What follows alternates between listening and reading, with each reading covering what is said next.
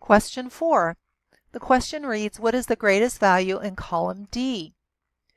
And so for this one, we're looking for the greatest value or the highest number or the greatest number. So I'm in column D here, and if I just look down, I could tell you right off the bat, just by looking at it, that the greatest number would be 100 in cell D7.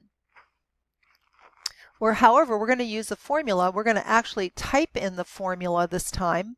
So we're going to start always a formula with an equal sign. And then I know that this formula that I'm looking for is the max. We're looking for the greatest value or the greatest number.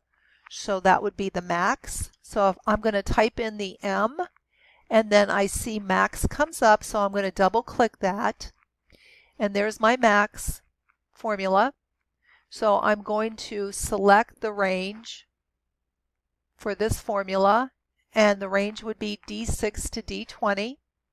And then I'm going to hit enter on my keyboard, and the number 100 appears.